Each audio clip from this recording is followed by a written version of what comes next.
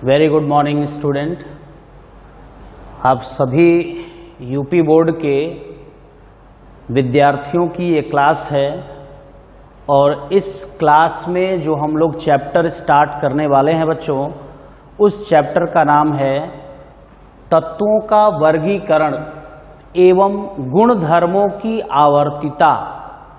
कहने को ये कह दिया जाता है कि इसमें ये पूरा एक चैप्टर है, लेकिन इसको पढ़ाते समय हमेशा इसको दो चैप्टर मान करके पढ़ाया जाता है। दो टॉपिक अलग अलग इसमें होते हैं। इसमें पहला टॉपिक क्या है? तत्वों का वर्गीकरण यानी classification of elements. Class 11th में इस चैप्टर का बहुत बड़ा इंपॉर्टेंस है। 11th ही नहीं 12th भी, और 12th के बाद जो भी आप अदर कॉम्पिटिटिव एग्जाम, जो भी प्रतियोगी परीक्षाएं आप देते हैं, उन सब में ये चैप्टर बहुत ज़्यादा महत्वपूर्ण होता है। क्यों है? ये एक बेसिक चैप्टर है। आप कोई भी आगे के चैप्टर पढ़ोगे, जैसे आप एस ब्लॉक, पी ब्लॉक पढ़ोगे, चाहे वो 12th में पी ब्लॉक पढ़ो या 11th में पढ़ोगे, सब में इस चैप्टर की ज़रूरत पड़ती है। तो अगर देखा जाए तो मार्क्स के दृष्टिकोण से भी इम्पोर्टेंट है और कंपटीशन के दृष्टिकोण से भी बहुत इम्पोर्टेंट चैप्टर ये होता है। ठीक है बच्चों, तो आइए चैप्टर हम लोग स्टार्ट करते हैं। और इस चैप्टर में तत्वों के वर्गीकरण की आवश्यकता क्यों पड़ी, क्यों तत्वों को वर्गीकृत किया गया। मान लीजिए कि बहुत सारे एलिमेंट जब सर्च कर लिए गए तो सारे एलिमेंट का, सारे तत्वों का क्या व्यवहार, उनकी जो प्रकृति है क्या वो सेम होगा? उनकी प्रकृति सेम तो हो नहीं सकती। कुछ लोगों की सेम होगी, कुछ की डिफरेंट होगी। जैसे मेरे क्लास में ही बहुत सारे ऐसे स्टूडेंट होते हैं जिसमें कुछ बच्चों की प्रॉपर्टी मैच करती है, कुछ बच्चों के गुण आपस में मिलते हैं, वो एक साथ बैठना पसंद करते हैं। और जिनकी प्रॉपर्टी मैच नहीं करती, कुछ डिफरेंट जगह पे बैठना पसंद करते हैं या अपने ही जैसे किसी दूसरे स्टूडेंट्स के साथ बैठना पसंद करते हैं। उसी प्रकार कोई भी तत्व अपने ही प्रकार के तत्वों के साथ यदि रखा जाए तो उसके अध्ययन में सुविधा प्राप्त होगी। यानी तत्वों के अध्ययन में सुविधा के लिए तत्वों का वर्गीकरण बहुत आवश्यक होता है। तो सबसे पहले आप लोग चैप्टर का नाम डालेंगे, तत्वों का वर्गीकरण एवं गुणधर्मों की आवर्तिता, और उसमें भी हम लोग बात करेंगे बच्चों तत्वों के वर्गीकरण की बात करेंगे। अब तत्वों के वर्गीकरण में बहुत सारे साइंटिस्ट, बहुत सारे वैज्ञानिकों ने अपने अपने विचार दिए हैं। सबका विचार अलग अलग है, ऐसा नहीं कि सबके विचार जो हैं सेम हैं। तो सबसे पहले हम लोग बात करते हैं कि किस प्रकार तत्वों का वर्गीकरण हुआ। सबसे पहले तत्वों को धातु और अधातु में विभाजित कर लिया जाए, मेटल और नॉन मेटल में उसको विभाजित कर लिया जाए। लेकिन अब बहुत सारे ऐसे भी एलिमेंट थे, ऐसे तत्व थे जो कि धातु भी नहीं थे और या तो वो अधातु थे या दोनों के गुण उसमें मिलते थे, जैसे वो उपधातु थे। तो सबसे पहले प्राचीन अवधारणा होती है तत्वों के वर्गीकरण की। देखो, बोर्ड में अच्छे स्कोर के लिए ना जितना जरूरी वीडियो लेक्चर है उतना ही जरूरी डीपीपी प्रैक्टिस भी है, क्योंकि डीपीपी में हम लोग 10 क्वेश्चन दिए हुए हैं। देखो, डीपीपी करने के दो फायदे हैं। पहला फायदा कि तुमको ये पूरा क्लियर हो जाएगा कि वो लेक्चर तुमको पूरा समझ में आया है कि नहीं। और हर डीपीपी में 10 का क्वेश्चन से ना हम लोग एनसीईआरटी के एक्सरसाइज को भी कवर करेंगे। एक और बात तुमको ये ख्याल रखना, जैसे अभी सर पहला लेक्चर पढ़ा रहे हैं, तो जब तुम सेकंड लेक्चर का वीडियो देखना, उससे पहले ऐप से जाके इस लेक्चर का हैंडराइटिंग नोट्स देख लो। इससे फायदा ये होगा कि ये लेक्चर तुम बहुत जल्दी रिवाइज कर पाओगे और सेकंड लेक्चर में समझाएगा सारे कॉन्सेप्ट अच्छे से समझ में आ जाएंगे। ठीक है, क्योंकि ऐप पर हर लेक्चर का हैंडराइटिंग नोट्स भी मिलेगा। ठीक है, थैंक यू। वर्गीकरण की और उस अवधारणा को हम लोग कहते हैं प्राउट की अवधारणा या प्राउट की परिकल्पना। प्राउट की परिकल्पना, ये परिकल्पना का मतलब होता है हाइपोथेसिस। प्राउट की क्या परिकल्पना है, प्राउट ने क्या हाइपोथेसिस दिया। तो प्राउट ने ये बताया कि सभी तत्व हाइड्रोजन के परमाणुओं से मिलकर बने होते हैं। प्राउट की परिकल्पना ये थी कि सभी तत्व हाइड्रोजन से मिलकर बने होते हैं। तो सभी तत्व हाइड्रोजन से मिलकर बने होते हैं, ये बात प्राउट ने कहा है। तो क्या ये बात सत्य है? बाद में ये पता चला कि ये बात पूरी तरह से निराधार है, क्योंकि बहुत सारे एलिमेंट्स, बहुत सारे ऐसे तत्व हैं जो हाइड्रोजन से मिलकर नहीं बने होते हैं। तो ये जो प्राउट की परिकल्पना है, इसको आपने 10th क्लास में भी पढ़ा हुआ है, ठीक है। तो क्या प्राउट की परिकल्पना है कि सभी तत्व हाइड्रोजन से मिलकर बने होते हैं। यहां हम लोग लिख सकते हैं, प्राउट के अनुसार कॉमा, इन्वर्टेड कॉमा में लिख सकते हैं, सभी तत्व हाइड्रोजन से मिलकर बने होते हैं। सभी तत्व हाइड्रोजन से मिलकर बने होते हैं, ये प्राउट की परिकल्पना रही है। लेकिन हम जानते हैं कि सभी तत्वों का निर्माण हाइड्रोजन से मिलकर नहीं हुआ है।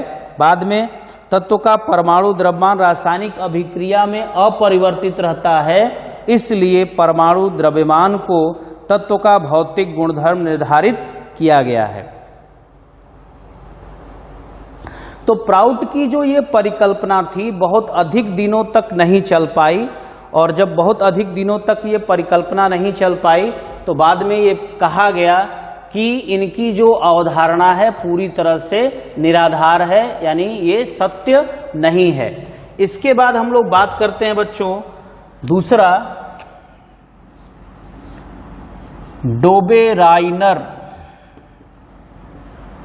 डोबेराइनर का त्रिक समूह। डोबेराइनर का ट्रायड, इसको हम लोग कहते हैं, डोबेराइनर का त्रिक समूह। ये भी आप लोग पढ़े होंगे कि 10th क्लास में आप लोगों ने पढ़ा है, ये चैप्टर 10th में भी है। और इस त्रिक में क्या बताया गया कि यदि हम लोग क्रम से 3 तत्वों को ले तो जैसे ट्रायड बनाए तो 3 एलिमेंट हम लोगों को लेना पड़ता है। यदि क्रम से 3 तत्वों को ले लिया जाए तो पहला और दूसरे तत्व का जो परमाणु द्रव्यमान या परमाणु भार होता है, उन दोनों का यदि औसत निकाला जाए, एवरेज निकाला जाएगा, तो बीच वाले तत्व का यानी दूसरे वाले तत्व का परमाणु भार ज्ञात हो जाता है। तो इनका त्रिक था डोबेराइनर का, क्या था इसको लिखेंगे हम लोग, परमाणु द्रव्यमान के बढ़ते क्रम में रखा जाए समान गुण वाले तत्वों को, तो बीच वाले तत्व का परमाणु द्रव्यमान पहले और तीसरे तत्व के परमाणु द्रव्यमान का औसत होता है। जैसे मान लीजिए एग्जाम्पल के रूप में ले लीजिए लिथियम, इसके नीचे आता है सोडियम और इसके नीचे आता है पोटेशियम। ये समान गुण वाले तत्व हैं। इसका जो परमाणु क्रमांक होता है 3 होता है, इसका परमाणु क्रमांक 11, इसका परमाणु क्रमांक 19 होता है।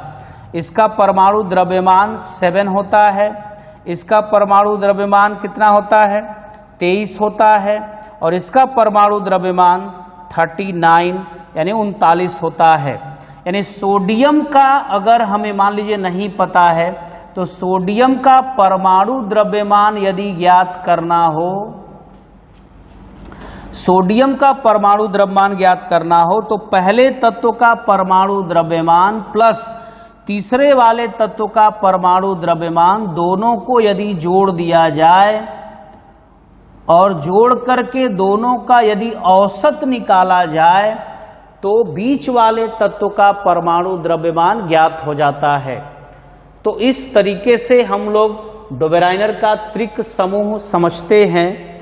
लेकिन ये अवधारणा भी सफल नहीं हो सकी। ये अवधारणा इसलिए सफल नहीं हो सकी क्योंकि सभी परमाणुओं को, सारे तत्वों को इस तरीके से त्रिक के रूप में यानी ट्रायड के रूप में लिखा नहीं जा सकता। तो डोबेराइनर का जो त्रिक समूह था वो असफल हो गया। ठीक है।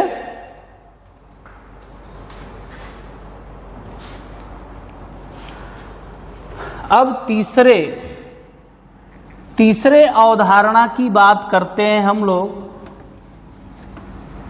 और तीसरा अवधारणा है न्यूलैंड का अष्टक नियम। क्या है न्यूलैंड का अष्टक नियम, इसको देखा जाए। ये तत्वों का वर्गीकरण में ही है। अलग अलग वैज्ञानिकों, अलग अलग विचारकों के अपने अपने मत हैं। इससे पहले आप देख सकते हैं थर्ड, ड्यूमा की सजातीय श्रेणी। ये भी एक इंपॉर्टेंट हाइपोथेसिस है, एक अवधारणा है। ड्यूमा की सजातीय श्रेणी, यदि आप लोग पढ़े होंगे 10th क्लास में तो जानते हैं ड्यूमा की सजातीय श्रेणी क्या है। ठीक है, होमोलोगस सीरीज क्या है, तो इसको अच्छे से फिर से समझेंगे। अगर 207 इसका है तो हम लोग क्या करना पड़ेगा, इसमें फिर कितना जोड़ना पड़ेगा जिससे कि ये 207 के बराबर आ जाए। तो जोड़ सकते हैं 14 + 17 + 44। अब 44 में कितना जोड़ना पड़ेगा कि ये 207 आ जाए। अगर मान लीजिए इसमें हम लोग दोगुना करेंगे, अगर इसका ऑलरेडी पहले से दोगुना है ही, तो यहां इसको जोड़ने के बाद ये 75 आया। तो इसका मतलब 207 में से 75 माइनस करिए, कितना आ रहा है, 2 ये हो गया, और ये आ जाएगा आपका 3, 132। तो 44 में अगर हम लोग 3 से मल्टीप्लाई करें तो कितना आ जाएगा, 3 × 4 = 12, 3 चौके 12, 3 चौके 12, 1 13, 132 आ रहा है। इसका मतलब 44 में 3 से गुणा करना पड़ेगा तब ये आएगा। तो इसको लिख सकते हैं A + B + 3C। तो ये ड्यूमा की एक सजातीय श्रेणी है। मतलब यदि हम लोग किसी एक वर्ग के तत्वों को ले लें तो एक नियमित क्रम के बाद एक सजातीय श्रेणी प्राप्त होती जा रही है। लेकिन क्या ये सभी समूहों में संभव होगा? तो ऐसा नहीं है बच्चों, ये सारे समूहों में संभव नहीं हो पाता। तो ड्यूमा की जो सजातीय श्रेणी थी वो कुछ ही वर्ग के तत्वों के ऊपर लागू हो पाती है, क्योंकि बहुत सारे ऐसे भी तत्व हैं जिनके परमाणु द्रव्यमान दशमलव में भी हैं। तो ये अवधारणा भी पूरी तरह से असफल साबित हो गई। किसकी अवधारणा? ड्यूमा की सजातीय श्रेणी, यानी ड्यूमा की जो अवधारणा थी वो भी असफल हो गई। तो इस प्रकार हमने आपको अभी 3 अवधारणाएं बताई। पहली प्राउट की परिकल्पना, दूसरा हो गया न्यूलैंड का, दूसरा क्या था, दूसरी अवधारणा थी डोबेराइनर का त्रिक, और तीसरी जो अवधारणा है वो तीसरी अवधारणा आपकी हो गई किसकी? ड्यूमा की सजातीय श्रेणी। अब चौथी अवधारणा की बात करते हैं जो कि इंपॉर्टेंट भी है, न्यूलैंड का अष्टक नियम। अब देखिए बोर्ड में जनरली ये सब चीजें आपको जरूरी नहीं है कि पूछी जाएंगी, लेकिन आपको जानना जरूरी है क्योंकि ये आपके ही सिलेबस से रिलेटेड है। और चूंकि 10th क्लास में ही इस चीज को पढ़ा दिया गया है तो 11th में इसीलिए इसको रिवीजन के तौर पे कराया जाता है कि आप उस चीजों को दोबारा पढ़ लें। और सबसे बड़ी, सबसे मोस्ट इंपॉर्टेंट जो चीज होती है वो तत्वों के आवर्ती गुण हैं। तत्वों के आवर्ती गुण का मतलब क्या होता है? आवर्ती गुण से आपका क्या संबंध है? आवर्ती गुण किसे कहते हैं? तो ऐसे गुण जिनकी बार बार पुनरावृत्ति हो, ऐसी प्रॉपर्टी, ऐसे गुण जो बार बार आए, जिन गुणों की बार बार पुनरावृत्ति होती है ऐसे गुणों को ही हम लोग कहते हैं आवर्ती गुण। तो न्यूलैंड का अष्टक नियम हम लोग पढ़ते हैं। आप लोग जानते हैं कि संगीत के 7 स्वर होते हैं, सा, रे, गा, मा, पा, धा, नी, और नी के बाद फिर आता है सा। 1 2 3। अब ये संगीत के 7 स्वर, संगीत के ये 7 स्वर हैं, और संगीत के 7 स्वरों के बाद 8वां स्वर फिर पहले स्वर के समान होता है। जैसे सा, रे, गा, मा, पा, धा, नी, सा, तो फिर से सा आ गया, मतलब 7 स्वरों के बाद जो 8वां स्वर होगा वो संगीत के स्वर के पहले स्वर के समान होगा। उसी प्रकार यदि तत्वों को हम इसी रूप में व्यवस्थित करें, जैसे लिथियम, यहां पर हम लिख देते हैं बेरिलियम, बेरिलियम के बगल में आ जाता है बोरान, कार्बन, नाइट्रोजन, ऑक्सीजन, और ये हो गया फ्लोरीन। इसका परमाणु क्रमांक जानते हो, 3 4 5 6 7, और ये हो गया 8, और ये हो गया 9। इनके ये परमाणु क्रमांक है, एटॉमिक नंबर है। फ्लोरीन के जस्ट बाद कौन सा तत्व आता है जिसका गुण इसके साथ मैच करता हो, और वो क्या है? सोडियम है। सोडियम के जस्ट बगल में क्या आता है? मैग्नीशियम। लेकिन परमाणु क्रमांक देखिए डिफरेंट होता जा रहा है। इसके नीचे क्या होगा? बोरान के नीचे क्या होगा? एल्यूमिनियम, गैलियम, सॉरी, कार्बन के नीचे क्या होगा? सिलिकॉन, नाइट्रोजन के नीचे फास्फोरस, ऑक्सीजन के नीचे सल्फर, फ्लोरीन के नीचे क्लोरीन, इसके नीचे आ गया पोटेशियम, कैल्शियम। तो इस प्रकार अगर हम लोगों ने देखा कि कुछ तत्वों के गुण जो हैं 7 स्वरों के बाद जो 7 तत्वों के बाद जो 8वां तत्व आया, अब इसका परमाणु क्रमांक 9 है लेकिन इसका परमाणु क्रमांक 11 है। मैं बताऊंगा क्यों ऐसा है, क्योंकि वहां पे दूसरा कोई एलिमेंट जरूर होगा। तो ये जो न्यूलैंड का अष्टक नियम है, जिस प्रकार 7 स्वरों के बाद 8वां स्वर पहले स्वर से मैच करता है, उसी प्रकार 7 तत्वों के बाद 8वें तत्व का जो गुण होता है वो पहले वाले तत्व से मिलता है। लेकिन ये जो न्यूलैंड का अष्टक नियम है ये भी बहुत अधिक दिनों तक सफल नहीं रह सका, क्योंकि सारे तत्वों के जो गुण हैं वो 7 के बाद जरूरी नहीं कि उनका 8वां तत्व जो है उस पहले तत्व के समान हो। दूसरी बात, जैसे ही अक्रिय गैस की खोज हुई, फ्लोरीन के जस्ट बाद आता है नियॉन, जिसका परमाणु क्रमांक होता है 10। नियॉन के नीचे आता है आर्गन, जिसका परमाणु क्रमांक होता है 18। तो अब सोचिए कि 7 स्वर के बाद अब यहीं पे 8वां स्वर ये था पहले स्वर के समान, लेकिन 7 तत्वों के बाद 8वां तत्व भी यदि खोज लिया गया तो अब इस पहले तत्व का गुण और इस 8वें तत्व का गुण दोनों एक दूसरे से बिल्कुल ही अलग अलग हैं। तो हम लोग ये कह सकते हैं कि न्यूलैंड का ये अष्टक नियम सभी तत्वों पर लागू नहीं हो सकता है, यानी सभी तत्व इस नियम को फॉलो नहीं कर सकते। तो न्यूलैंड की जो अवधारणा है, न्यूलैंड का जो अष्टक नियम है, वो भी पूरी तरह से असफल रहा।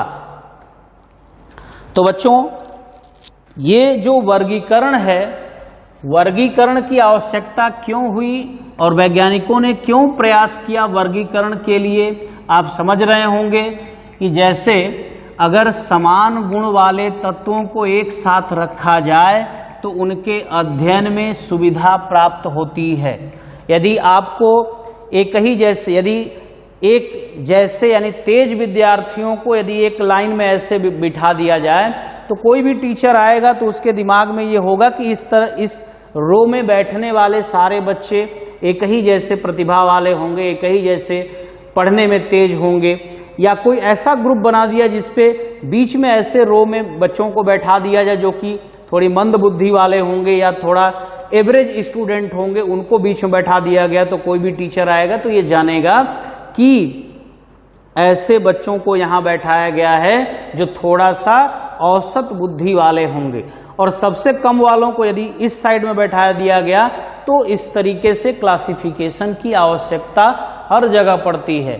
तो तत्वों का वर्गीकरण भी इस बात को निर्धारित करता है कि तत्वों के वर्गीकरण द्वारा तत्वों के अध्ययन में सुविधा प्राप्त होती है।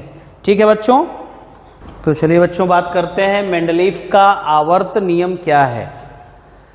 मेंडलीफ के नियमानुसार, मेंडलीफ रूस के वैज्ञानिक थे, पूरा नाम इनका डिमिट्री इवानोविच मेंडलीफ था, और इस वैज्ञानिक ने उस समय जितने 63 तत्व उस समय ज्ञात थे और उनको एक आवर्त सारणी में, आवर्त सारणी क्या है, आवर्त सारणी मैं आपको बता दूं, जैसे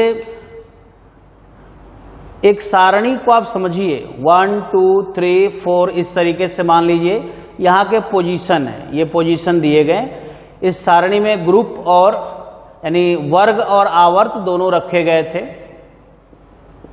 मान लीजिए ऐसे तत्वों को वहां पे तत्वों को इस क्रम में व्यवस्थित किया गया। तो आवर्त सारणी का मतलब होता है कि ऐसे तत्वों के गुण जो बार बार रिपीट होते हैं, जो बार बार जिनकी पुनरावृत्ति होती है, तो इन्हीं को हम लोग कहते हैं कि ऐसी सारणी जिसमें तत्वों को उनके गुणों के आधार के रूप में इस प्रकार व्यवस्थित किया जाए कि उनके गुणों की पुनरावृत्ति बार बार होती रहे, उनकी गुणों की पुनरावृत्ति हो, जिससे उनके अध्ययन में सुविधा मिले। तो आवर्त नियम क्या दिया? नियम ये था पहला कि परमाणु द्रव्यमान तत्वों का मूल लक्षण है। ऐसा नहीं कि ये सत्य, ये मेंडलीफ ने कहा, ये बात मेंडलीफ के द्वारा कही गई है, वो यहां बताई जा रही है कि तत्वों का जो मूल लक्षण है वो परमाणु द्रव्यमान है। तत्वों के भौतिक एवं रासायनिक गुण उनके परमाणु द्रव्यमानों के आवर्ती फलन होते हैं, पीरियोडिक फंक्शन होते हैं। यानी यदि हम तत्वों को उनके परमाणु द्रव्यमान के रूप में व्यवस्थित करें तो उन तत्वों के भौतिक और रासायनिक गुणों की जो पुनरावृत्ति होगी वो इन्हीं परमाणु द्रव्यमानों का क्या होगा? पीरियोडिक फंक्शन होगा, वो इसका आवर्ती फलन होगा। ये बहुत छोटा डेफिनेशन है, लेकिन इसका मतलब बच्चे नहीं समझ पाते कि अगर हम लोग परमाणु द्रव्यमान के रूप में तत्वों को व्यवस्थित करें, परमाणु द्रव्यमान के क्रम में यदि तत्वों को व्यवस्थित करें तो उनके भौतिक और रासायनिक गुणों की जो पुनरावृत्ति होती है वो इसी का यानी परमाणु द्रव्यमान का ही पीरियोडिक फंक्शन होता है, आवर्ती फलन होता है। ठीक है, और जरूरी नहीं कि यही बात सत्य है, ये मेंडलीफ ने कहा है, मेंडलीफ के अनुसार ये बातें हैं।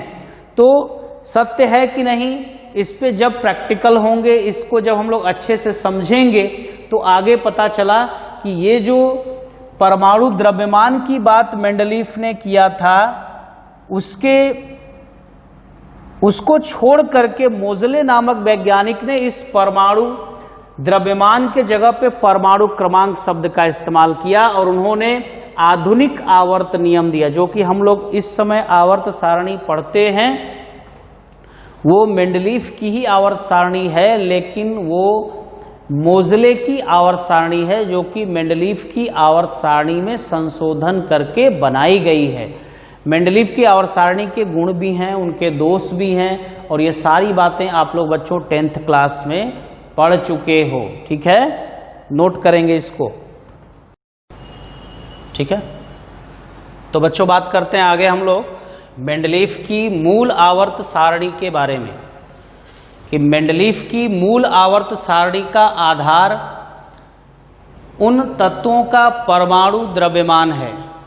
और यदि परमाणु द्रव्यमान को उस समय चूंकि ज्ञात थे कुल 63 एलिमेंट, 63 तत्व यानी 63 तत्व ज्ञात थे, उनको यदि परमाणु द्रव्यमान के क्रम में, बढ़ते हुए क्रम में यदि व्यवस्थित किया जाए, श्रृंखलाबद्ध किया जाए, तो जिस प्रकार की सारणी प्राप्त होती है या जो सारणी प्राप्त होती है उसी को हम लोग कहते हैं मेंडलीव की मूल आवर्त सारणी। ठीक है, इसको आप लोग नोट्स में अपने इसी क्रम में बनाते जाएंगे। तो बच्चों आगे बात करते हैं मेंडलीव के मूल आवर्त सारणी के लाभ क्या हैं, इसका इंपॉर्टेंस क्या है। मेंडलीव ने जब सारणी बनाई तो इससे हमको क्या सुविधा मिली। तो पहली सुविधा यह है, पहला लाभ यह है कि तत्वों के गुणों के अध्ययन में सुविधा। यदि समान परमाणु द्रव्यमान वाले या समान गुणधर्म वाले तत्वों को सारणी में अगर व्यवस्थित किया गया तो उनके गुणों के अध्ययन में सुविधा प्राप्त हुई। किसी एक तत्व का गुण यदि हम लोग जान गए तो उसके बाद आने वाले, उसी समूह में उसके बाद आने वाले जो भी तत्व थे उनके गुणों का अध्ययन जो है आसान हो जाता है। दूसरा है सही परमाणु द्रव्यमान ज्ञात करने में सहायता। यानी एक तत्व का यदि परमाणु द्रव्यमान ज्ञात है तो दूसरे तत्व का भी परमाणु द्रव्यमान सही ज्ञात किया जा सकता है। हालांकि ये जो टॉपिक है सही परमाणु द्रव्यमान ज्ञात करने में सहायता, ये आज भी विवादास्पद है इनकी सारणी में, इससे भी कोई विशेष लाभ नहीं प्राप्त होता है। ये है कि परमाणु द्रव्यमान को उस समय ज्ञात करने में सुविधा जरूर प्राप्त हुई थी इनकी सारणी से। तीसरा है नए तत्वों की खोज तथा अनुसंधान में सहायता। मतलब अब इसके बारे में समझिए कि मेंडलीव ने जब आवर्त सारणी बनाया, जैसे मान लीजिए ये एक रो है, ये आपका एक रो हो गया, ये कॉलम हो गया। तो मेंडलीव ने क्या किया कि जैसे मान लीजिए कोई तत्व ए है, यहाँ बी है, ये सी है। अब यहाँ कोई एक स्पेस उन्होंने छोड़ दिया, यहाँ लिखा ई लिखा, यहाँ एफ लिख दिया, यहाँ जी जगह छोड़ दिया और यहाँ आई कर दिया। तो मेंडलीव ने यहाँ जगह छोड़ा और यहाँ भी जगह छोड़ा, मान लीजिए यहाँ भी जगह छोड़ दिए। तो मेंडलीव ने आवर्त सारणी में बहुत सारे तत्वों के बाद बीच बीच में कहीं कहीं गैप भी छोड़ा, यानी जगह भी छोड़ा। क्यों छोड़ा? इससे नए तत्वों की खोज करने में सुविधा प्राप्त होगी। यानी जो तत्व यदि खोज हुआ जिस तत्व का, तुरंत उसमें हम लोग चेक करेंगे कहीं इसके गुण पहले वाले किसी तत्व से मिलते जुलते तो नहीं हैं। और जैसे ही यदि पहले वाले किसी भी तत्व से उसका गुण मिलता जुलता है, तुरंत उसको, उस तत्व को उस स्थान पे रख दिया जाता है। तो नए तत्वों की खोज तथा अनुसंधान में सहायता भी मेंडलीव के मूल आवर्त सारणी द्वारा प्राप्त होती है। ये इसका लाभ है। अब मेंडलीव के मूल आवर्त सारणी का लाभ के बाद, यानी इसके गुण के बाद हम लोग दोष की बात करेंगे। यानी मेंडलीव के मूल आवर्त सारणी का दोष क्या है। तो बच्चों बात करते हैं मेंडलीव के मूल आवर्त सारणी के दोष के बारे में। मेंडलीव की मूल आवर्त सारणी का पहला दोष था परमाणु द्रव्यमान के क्रम में परिवर्तन।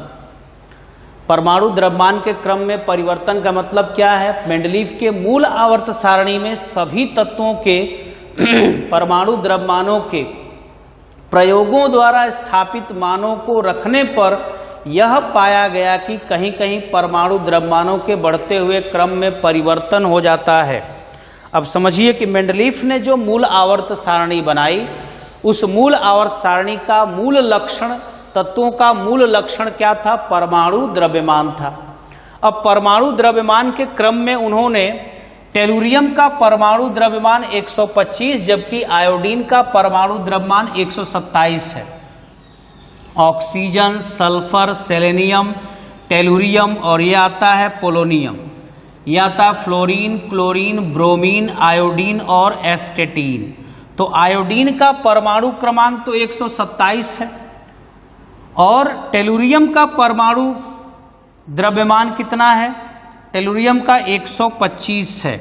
लेकिन प्रयोग द्वारा ये ज्ञात हुआ कि टेलुरियम का जो परमाणु द्रव्यमान है वो 127.6 है इसका मतलब परमाणु द्रव्यमान के बढ़ते हुए क्रम में इन्होंने रखा। तो यहां जबकि प्रयोग द्वारा देखिए कि परमाणु द्रव्यमान टेलुरियम का 127.6 हो गया, जबकि आयोडीन का 127 है। तो प्रयोग जब किया गया, जब एक्सपेरिमेंट हुए, प्रैक्टिकल हुए, तो उस समय ये पता चला कि मेंडलीफ ने अपनी आवर्त सारणी में जिनका परमाणु द्रव्यमान कम है उसको पहले रख दिया और जिनका परमाणु द्रव्यमान ज्यादा है उनको बाद में रख दिया। तो ये एक सबसे बड़ा ड्रॉबैक है, सबसे बड़ा इनका दोष है। ठीक है, इसको इसी क्रम में बच्चों आप लोग नोट्स बनाओगे और 11th क्लास में बहुत ज्यादा इसको डीप में आपको बता दिया जाता है और लिखवा दिया जाता है, लेकिन बहुत ज़्यादा डीप में आप इसको सोचना नहीं है, क्योंकि आप इसका अनुप्रयोग, मेन इसका यूज़ कहाँ है वो चीज़ आपको पढ़नी है। क्योंकि आपको बहुत ज़्यादा डीपली 10th में ही बता दिया जाता है कि मेंडलीफ की आवर्त सारणी क्या है, मेंडलीफ की मूल आवर्त सारणी के गुण क्या है, मेंडलीफ की मूल आवर्त सारणी के दोष क्या है। मैं उन्हीं चीज़ों को एक बार आपको रिवीजन के तौर पे बता रहा हूँ। सबसे इसमें बड़ी चीज़ आपको पढ़नी क्या है, जो मेंडलीफ के गुणधर्मों की जो पुनरावृत्ति है, जो आवर्तिता है, उसके बारे में हम लोगों को सबसे ज़्यादा ध्यान देना होगा। वो शायद हमारे दूसरे लेक्चर में आपको मिलेगा। तो बच्चों ध्यान देंगे। नेक्स्ट जो मेंडलीफ का हम लोग दोष पढ़ने जा रहे हैं वो है कि अनेक ऐसे तत्वों के लिए उचित स्थान का अभाव। यानी मेंडलीफ ने अपनी आवर्त सारणी में जगह जगह खाली स्थान जरूर छोड़े थे, लेकिन नए तत्वों के लिए उचित स्थान का अभाव उनकी आवर्त सारणी में दिखा। ये भी सबसे बड़ा ड्रॉबैक है, सबसे बड़ा उनका दोष रहा इस आवर्त सारणी का। दूसरा नेक्स्ट है तीसरा, समस्थानिकों तथा संभारिकों की खोज। अब इनकी आवर्त सारणी द्वारा समस्थानिक और संभारिकों की जो खोज थी वो भी किस प्रकार प्रभावित हुई ये समझिए। समस्थानिक किसे कहते हैं? समस्थानिक समान परमाणु क्रमांक, और इन्होंने परमाणु क्रमांक की कोई बात ही नहीं की, इन्होंने बस परमाणु द्रव्यमान की बात की। समान परमाणु क्रमांक हो और भिन्न परमाणु द्रव्यमान, जिनका परमाणु द्रव्यमान क्या हो, भिन्न हो, और परमाणु क्रमांक समान हो, उसी को हम लोग कहते हैं बच्चों क्या? समस्थानिक। जैसे हाइड्रोजन के 3 समस्थानिक 1H1, 1H2, 1H3, इसको कहते हैं प्रोटियम, इसको कहते हैं ड्यूटीरियम, इसको कहते हैं ट्राइटियम। तो हाइड्रोजन के ये 3 समस्थानिक हैं। अब संभारिक किसे कहते हैं? समान परमाणु द्रव्यमान, समान परमाणु द्रव्यमान और भिन्न परमाणु क्रमांक, यानी जिनके परमाणु क्रमांक भिन्न होते हैं, परमाणु द्रव्यमान जिनका समान होता है, उसी को कहा जाता है संभारिक। ठीक है, तो समस्थान, जैसे मान लीजिए समस्थानिक के बाद संभारिक का एग्जाम्पल देना हो तो मान लीजिए आर्गन है 1836, या आर्गन न लेकर के हम दूसरा एग्जाम्पल दे देते हैं। कैल्शियम का परमाणु क्रमांक क्या हो गया? 20, और इसका परमाणु द्रव्यमान क्या हो गया? 40। तो ऐसे भी और तत्व होंगे जिनका परमाणु द्रव्यमान जो है वो समान हो और परमाणु क्रमांक क्या हो? भिन्न हो। तो आर्गन ले सकते हैं, आर्गन का 18 और ये हो जाएगा 40। तो इस तरीके से इनका परमाणु क्रमांक क्या है? भिन्न है, लेकिन परमाणु द्रव्यमान क्या है? समान है। तो समस्थानिक में और भी उदाहरण दे सकते हो, 6C12 और 6C14, ये एग्जाम्पल आप दे सकते हो। संभारिक में भी एग्जाम्पल चाहो तो 6C14 और 7N14, ये भी एग्जाम्पल दिया जा सकता है बच्चों। ठीक है, तो ये यहां तक मैंने आपको मेंडलीफ की आवर्त सारणी के गुण और दोष दोनों बता दिए। नेक्स्ट लेक्चर में हम लोग पढ़ेंगे आधुनिक आवर्त सारणी, जो कि मेंडलीफ की आवर्त सारणी में क्या संशोधन किया गया। तो उस आवर्त सारणी को आधुनिक आवर्त सारणी कहा गया मूल आवर्त सारणी से वो किस प्रकार भिन्न है, क्या उसमें अलग बातें हैं, फिर उसके भी कुछ ड्रॉबैक होंगे, यानी उसकी भी कुछ कमियां हैं, उसके भी कुछ गुण हैं, उनके बारे में भी हम लोग डिस्कस करेंगे बच्चों। ठीक है, यूपी बोर्ड का आपका सिलेबस है बच्चों, और आपको बिल्कुल किसी से भी अपने आप को कम नहीं आंकना है। आप बिल्कुल सिस्टमेटिक वे में वीडियो लेक्चर देख करके अपनी पढ़ाई को कंटिन्यू कर सकते हैं और नोट्स बना करके आप सब कुछ कर सकते हैं। इसका आप लोगों को जिस प्रकार आपको ऑब्जेक्टिव क्वेश्चन और सब्जेक्टिव जो भी क्वेश्चन होंगे वो भी आपको बीच बीच में दिए जाएंगे। किस तरह के बोर्ड में क्वेश्चन पूछे जाते हैं बोर्ड पैटर्न पे, उन सारे क्वेश्चन को सॉल्व भी कराए जाएंगे। तो आप लोग वीडियो देखते रहिए बार बार, जहां यदि समझ में ना आए उसको 2 बार देखिए, और बुक्स भी आपको कंटिन्यू पढ़ते रहना होगा, क्योंकि बुक पढ़ेंगे तो आपका जरूर कहीं ना कहीं डाउट बनेगा तो आपका डाउट क्लियर करने के लिए फिर आपको पूछना होगा, या आपको फिर से बुक को अच्छी तरीके से पढ़ना होगा, या नोट्स को पढ़ना होगा, तो वो सारी बातें क्लियर हो जाती हैं। ठीक है, दैट्स ऑल।